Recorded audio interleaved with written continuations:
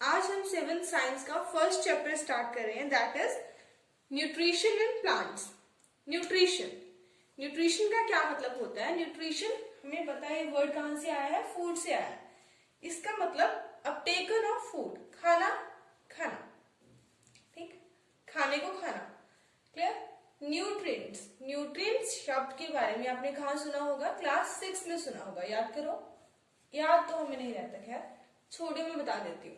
Nutrients क्या होते हैं? Components of food that are needed by our body for growth and repair of its part. खाने के वो सारे कंपोनेंट जो हमारी बॉडी को चाहिए होते हैं उसकी ग्रोथ के लिए, उसके अलग अलग पार्ट्स को रिपेयर करने के लिए, उन्हीं सबको हम क्या बोलते हैं? न्यूट्रिएंट्स बोलते हैं। अब बात हो रही है मोड की, मोड ऑफ न्यूट्रिशन। मोड से मतलब है कि जो न्यूट्रिशन हम लेते हैं वो हम किस तरह से लेते हैं। क्या हम खुद बनाते हैं वो वाला खाते हैं, या फिर हम किसी का बना बनाया खाना खाते हैं। Mode of nutrition generally 2 type का होता है। First is autotrophic, second one is heterotrophic. पहले ऑटोट्रॉफिक को समझते हैं। ऑटोट्रॉफिक में, ये ऑटोट्रॉफिक वर्ड जो है ये 2 अलग अलग वर्ड से मिलकर बना है। ऑटो मीन्स सेल्फ, सेल्फ मतलब खुद, हम। ट्रॉफिक का मतलब होता है nourishment, nourishment. So, in this mode of nutrition, organism makes their food themselves. इस मोड के जो ऑर्गेनिजम्स होते हैं वो अपना खाना खुद बनाते हैं। They are called autotrophs. इसीलिए हम उनको क्या बोल देते हैं? autotrophs बोल देते हैं। Plants are the only organism that can prepare their food on their own. पूरी अर्थ के ऊपर सिर्फ प्लांट्स ही ऐसे ऑर्गेनिजम्स हैं जो अपना खाना खुद बनाते हैं। नहीं, हम भी तो अपना खाना बनाते हैं। नो, हम नहीं बनाते। मैं बताती हूँ कैसे। प्लांट्स अपना खाना खुद बनाते हैं, और अपना खाना बनाने के लिए वो किन किन चीजों का यूज करते हैं। रॉ मटेरियल्स, कच्चा माल क्या होता है? वाटर, पानी का, CO2 here is carbon dioxide, carbon dioxide gas होती है, और मिनरल्स आयरन, नाइट्रोजन, हाइड्रोजन, जो भी वो मिनरल्स होते हैं वो उनको सॉइल से मिलते हैं, वो वाले मिनरल्स। अब बात करते हैं हेट्रोट्रॉफ्स की। हेट्रोट्रॉफ्स में क्या आ जाते हैं? सारे ही एनिमल्स, हम भी आ जाते हैं उनमें, बाकी सारे organisms which can take ready-made food prepared by the plants are called heterotrophs. तो हम क्या करते हैं? जो प्लांट जो खाना बनाते हैं हम उसको खाते हैं। अब देखो हमारे हर चीज में, हर खाने की चीज कहाँ से आती है? जनरली प्लांट से आती है। सो प्लांट से ही, प्लांट, व्हीट एक प्लांट है, गेहूं से आटा, आटे से हम रोटी बनाते हैं। तो हम खाना तो, गेहूं बनाया किसने था? बनाया तो प्लांट्स ने। उस फूड को बनाने वाले कौन है? प्लांट्स। तो हम उसको खा रहे हैं। सब्जी भी क्या है? किसने बनाई? प्लांट्स ने अपना खाना बनाया जिससे सब्जी बनी, तो हम सब्जी को खा रहे हैं। फिर चाहे हम उसको पका के खा रहे हैं, लेकिन खाना अल्टीमेटली बनाया किसका हुआ है? प्लांट्स का। तो हम प्लांट्स का बना बनाया खाना खाते हैं, तो उसे क्या बोलते हैं? इसीलिए एनिमल्स को हम क्या बोलते हैं? हेट्रोट्रॉफ्स। हेट्रोट्रॉफ्स वर्ड भी 2 शब्दों से मिलकर बना है, hetero plus troughs. Hetero means other, troughs means nourishment, means दूसरों से मिला हुआ नरिशमेंट, तो उनको बोलते हैं हेट्रोट्रॉफ्स। अब बात कर रहे हैं हम प्लांट्स में न्यूट्रिशन की, तो हमारे माइंड में काफी सारे क्वेश्चंस आ जाते हैं। कौन कौन से क्वेश्चंस?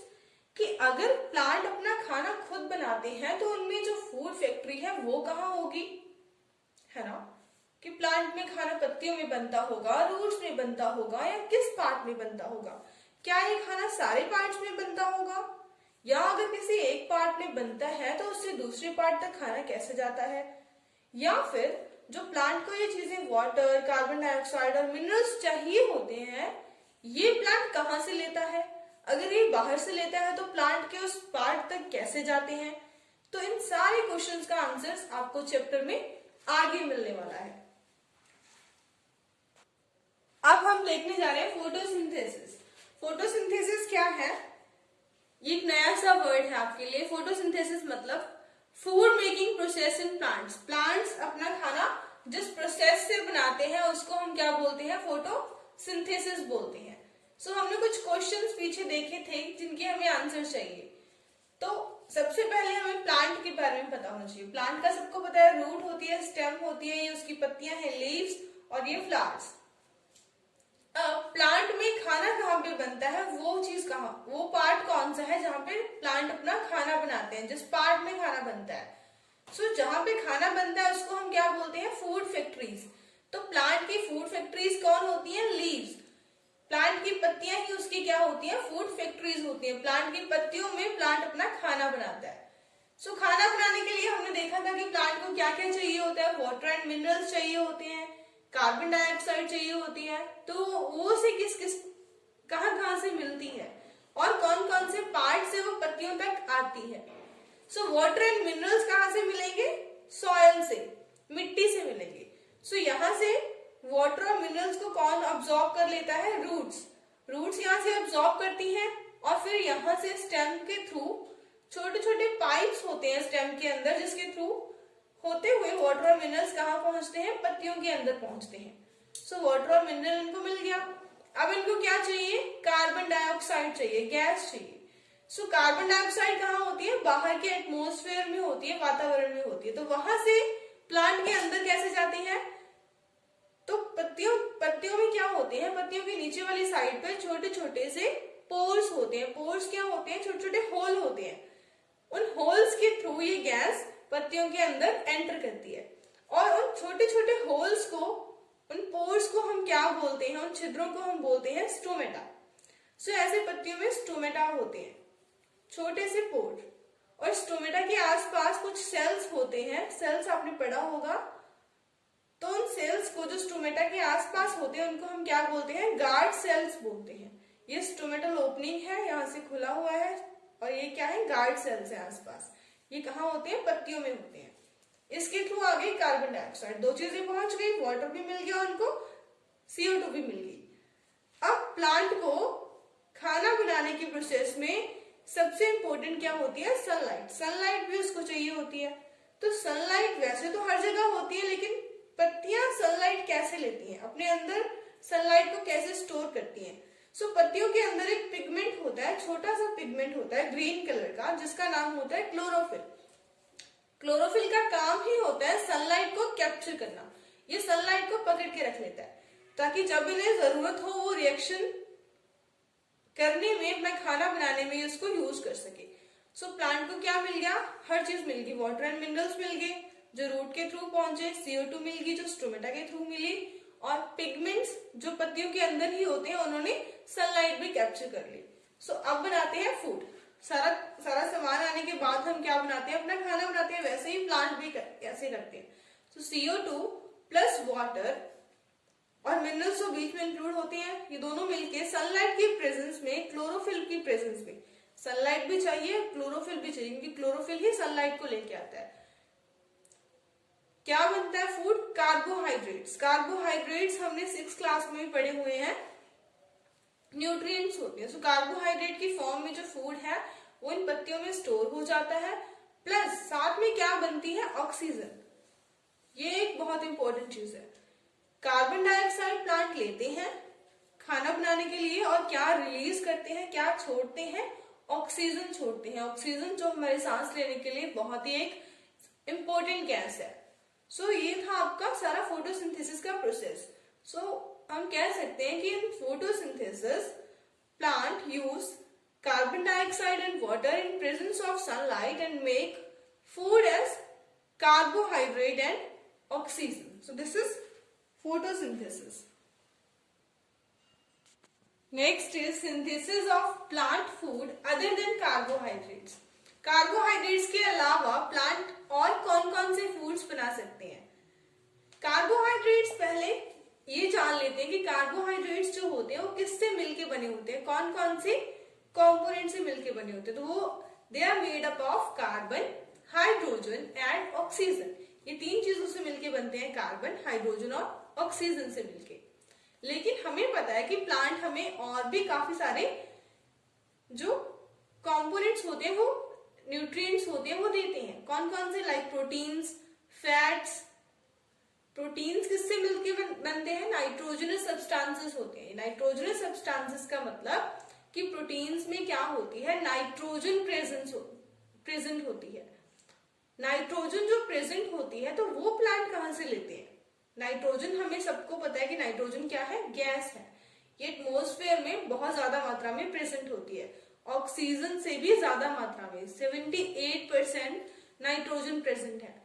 तो हम कह सकते हैं कि प्लांट को तो नाइट्रोजन की कमी ही नहीं है, लेकिन ऐसा नहीं होता।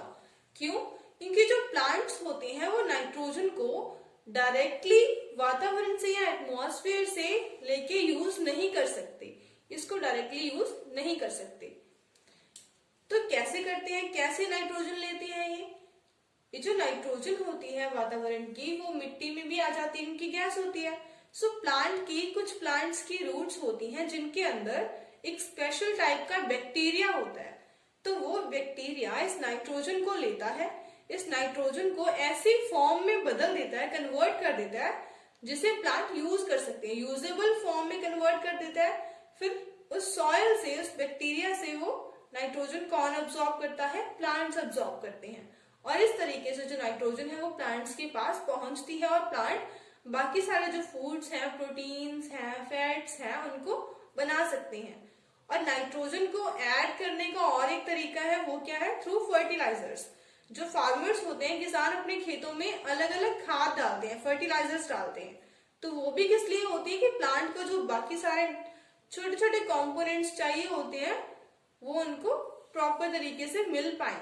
नाइट्रोजन भी फर्टिलाइजर्स के थ्रू प्लांट को दी जाती है।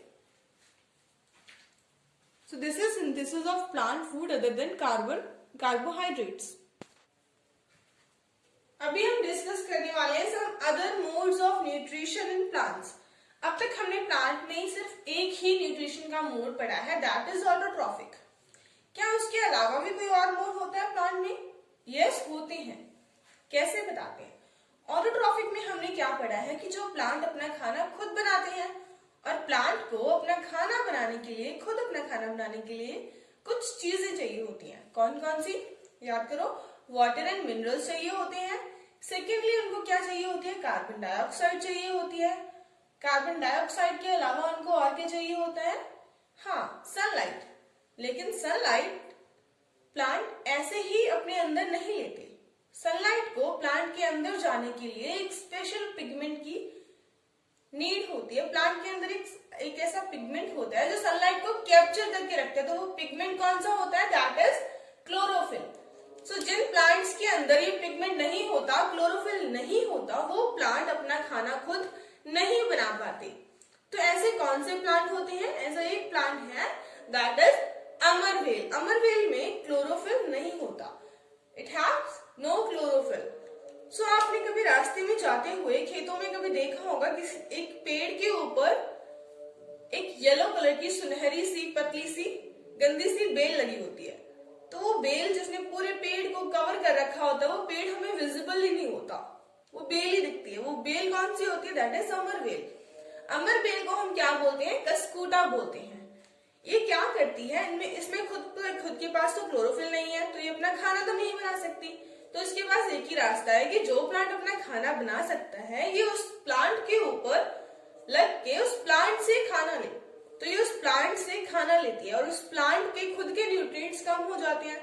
अगर हमारे पास सिर्फ हमारे खाने के लिए खाना हो और कोई हमसे वो छीन ले, तो फिर हमारे पास तो न्यूट्रिएंट्स की कमी होगी। ऐसे ही उस प्लांट के पास न्यूट्रिएंट की कमी हो जाती है, और धीरे धीरे करके वो प्लांट क्या हो जाता है? बिल्कुल सूख जाता है। Clear? So plants having no chlorophyll cannot synthesize their food. जिन प्लांट्स के पास क्लोरोफिल नहीं होता, वो अपना खाना नहीं बना सकते। तो वो क्या करते हैं? Take readymade food from other plant. तो ये दूसरे प्लांट से रेडीमेड फूड लेते हैं। अब जो प्लांट दूसरे प्लांट से खाना लेता है उसे हम क्या बोलेंगे?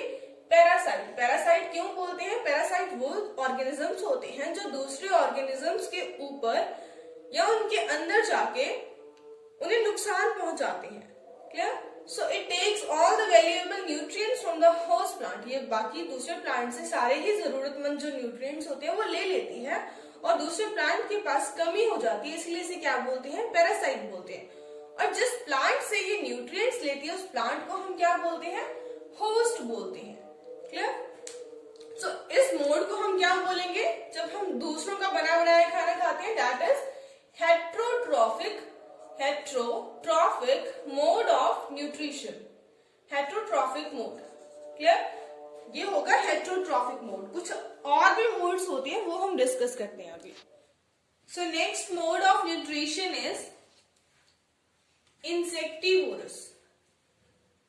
हमने देखा और सुना है कि एनिमल्स तो एनिमल्स को खाते हैं, लेकिन क्या आपने कभी सुना है कि प्लांट्स भी ऐसे होते हैं जो एनिमल्स को खाते हैं? कुछ ऐसे पौधे होते हैं जो जानवरों को खाते हैं। जी हाँ, ऐसा एक प्लांट आपकी बुक में जिसका एग्जाम्पल है उसका नाम है पिचर प्लांट। पिचर प्लांट, सबसे पहले तो इसके नाम का मीनिंग समझो। पिचर का मतलब क्या होता है? पिचर मीन्स घड़ा, घड़ा या सुराही। ठीक, तो पिचर प्लांट इसका नाम क्यों पड़ा? क्योंकि जो इसकी पत्तियां हैं, इसकी जो लीव्स हैं, वो मॉडिफाई हो जाती हैं, वो खुद को चेंज कर लेती हैं ऐसे घड़े लाइक स्ट्रक्चर्स में। ये लगता है जैसे घड़ा हो, ये उसका ढक्कन ऐसे बंद हो जाता है। ठीक, तो इसीलिए इसका नाम होता है पिचर प्लांट। अब इस पिचर प्लांट की खासियत ये है कि ये इंसेक्ट, छोटे छोटे इंसेक्ट जैसे मक्खियां और मच्छर, उनको खा जाता है। वो क्यों और कैसे? पहली बात आपको पता होना चाहिए कि ये क्या होता है? ग्रीन प्लांट होता है। ग्रीन मतलब इसके अंदर क्लोरोफिल होता है। It can carry out photosynthesis, ये फोटोसिंथेसिस भी कर सकता है। तो फिर आपके मन में एक क्वेश्चन आएगा कि मैम, अगर ये फोटोसिंथेसिस कर सकता है, अपना फूड बना सकता है, तो इसे इंसेक्ट खाने की क्या जरूरत? क्यों खाता है ये? वो इसलिए क्योंकि ये होता ऐसी मिट्टी में होता है जहां पे इसको उस मिट्टी से, उस सॉइल से प्रॉपर न्यूट्रिएंट्स नहीं मिल पाते, because they do not gate sufficient nutrients from the soil. जब उसको मिट्टी में वो सारे न्यूट्रिएंट्स नहीं मिलते जो उसको चाहिए होते हैं, तो इसलिए वो क्या करता है? इंसेक्ट को खाता है। क्लियर? सो इंसेक्ट को कैसे खाता है? कोई भी इंसेक्ट, इनका जो कलर होता है वो बहुत ब्राइट होता है। उस कलर से अट्रैक्ट होके जो इंसेक्ट है वो इस पिक्चर के यहाँ पे बैठ जाते हैं। जब इंसेक्ट यहाँ पे आ जाता है तो ये लिड जो है ये बंद हो जाती है और इंसेक्ट इसके अंदर ट्रैप हो जाता है। और इसके अंदर छोटे छोटे हेयर्स होते हैं जिनसे डाइजेस्टिव जूसेस क्रिएट होते हैं, जो इंसेक्ट को डाइजेस्ट कर लेते हैं, अपने अंदर पचा लेते हैं। Clear? So there are few plants which can trap insect and digest them. उनको हम क्या बोलते हैं? Insectivorous plant. इंसेक्टी मतलब इंसेक्ट, वोरस मतलब खाने वाले, जो इंसेक्ट को खाते हैं। पिचर लाइक स्ट्रक्चर, तो इनमें जो पिचर लाइक स्ट्रक्चर्स हैं वो है क्या? Modified parts of leaf. इसकी पत्ती ने ही खुद को चेंज करके, मॉडिफाई करके उसको पिचर लाइक स्ट्रक्चर में कन्वर्ट कर लिया है। So it trap insect, digest them by digestive juices inside the pitcher. तो इस पिक्चर के अंदर जो डाइजेस्टिव जूसेस होते हैं उससे वो इंसेक्ट को डाइजेस्ट कर लेता है। और ये ऐसा क्यों करता है ये मैंने आपको बता दिया, क्योंकि इसको मिट्टी के अंदर से जितने इसको न्यूट्रिएंट चाहिए होते हैं वो इसको नहीं मिल पाते, इसलिए ये इंसेक्ट को खाते हैं। क्लियर? सो नेक्स्ट देखते हैं next topic. Next topic is saprotrophs. Saprotrophs क्या होते हैं? आपने ये तो देखे होंगे, गीली लकड़ी के ऊपर या कभी कूड़े के ढेर के ऊपर भी ये हो जाते हैं। क्या है? मशरूम्स। मशरूम तो सबने देखे होंगे। तो ये क्या होते हैं? मशरूम्स, ये फंगस होते हैं। ठीक, या फिर कभी घर में हमारे ब्रेड पड़े होते हैं तो वो ब्रेड गीले होके खराब होके उनके ऊपर क्या लग जाती है? ऐसे ऐसे खराब हो जाते हैं तो उल्ली सी लग जाती है ना, धब्बे पड़ जाते हैं, तो वो भी क्या होती है? फंगस होती है, फंगी। ठीक, अब ये फंगी या फंगस, ये वर्ड आपने पहली बार सुना है अपनी लाइफ में। तो ये होता क्या है? तो फंगी को हिंदी में हम कवक बोलते हैं, फफूंद भी बोल देते हैं, और पंजाबी लैंग्वेज में या देसी लैंग्वेज में हम इसको उल्ली भी बोल देते हैं। कोई भी चीज गीली होके, कोई खाने की चीज है तो गीली होके वो खराब हो जाती है, उसके ऊपर पैचेस पड़ जाते हैं, तो वो किस वजह से होते हैं? वो फंगस की वजह से होते हैं। क्लियर? तो फंगस होती क्या है और सेप्रोट्रॉफ्स वर्ड का मतलब क्या है? सेप्रोट्रॉफ्स क्या होते हैं? ये वो ऑर्गेनिजम्स होते हैं जो क्या करते हैं, जो डेड एंड डिकेइंग मैटर है, जो खराब हो रहे हैं पदार्थ, उनके ऊपर कुछ डाइजेस्टिव जूसेस डाल के उनको सोल्यूशन बना देते हैं और उस सोल्यूशन से वो अपने न्यूट्रिएंट्स लेते हैं। So organisms take nutrients in the solution form. Solution form में वो अपना खाना लेते हैं कहां से? From dead and decaying matter. जो खराब हो रहा है मैटर, पदार्थ जो खराब हो रहे हैं, डेड हैं, उनसे। They are called saprotrophic nutrition. इसको हम सेप्रोट्रॉफिक न्यूट्रिशन बोलते हैं और ऐसे ऑर्गेनिजम्स को हम क्या बोलते हैं? सेप्रोट्रॉफ्स बोलते हैं। इसका एग्जाम्पल है फंगी। फंगी मशरूम्स को भी फंगी बोलते हैं, और जो ब्रेड के ऊपर या किसी भी चीज के ऊपर फफूंद लग जाती है, उल्ली लग जाती है, जैसे कि पिकल्स के ऊपर हमारे घर में रखा हुआ अचार खराब हो जाता है, या लेदर या कपड़ा, कुछ भी चीज जो हॉट और ह्यूमिड वेदर, हॉट और ह्यूमिड मतलब रेनी सीजन, ज्यादातर नमी के कांटेक्ट में आने की वजह से फंगी लगती है। अब आप सोच रहे होंगे कि कोई चीज जो पहले बिल्कुल सही थी, अचानक से उसके ऊपर ये फंगस कैसे ग्रो कर जाती है? वो इसलिए क्योंकि जो फंगस होती है वो कहाँ होती है? वो हवा में प्रेजेंट होती है। Fungus are generally present in air. इसके जो स्पोर्स होती है, स्पोर्स मतलब जैसे प्लांट के सीड होते हैं ना, वैसे ही फंगी की क्या होते हैं? स्पोर्स होते हैं। तो वो छोटे छोटे कण जो स्पोर्स होते हैं वो हवा में होते हैं, और जैसे ही रेनी सीजन आता है इनको ग्रो करने के लिए एक परफेक्ट वेदर मिल जाता है, जिस मौसम में ज्यादा ग्रो कर सकते हैं। तो उस मौसम में ये चीजों के ऊपर लग के वहां पे ग्रो हो जाते हैं। इसीलिए फंगस जो होती है वो रेनी सीजन में, बारिश के मौसम में ज्यादा लगती है। क्लियर? सो फंगस को ही हम क्या बोलते हैं? सेप्रोट्रॉफ्स बोलते हैं। नेक्स्ट टॉपिक है सिम्बायोटिक रिलेशनशिप।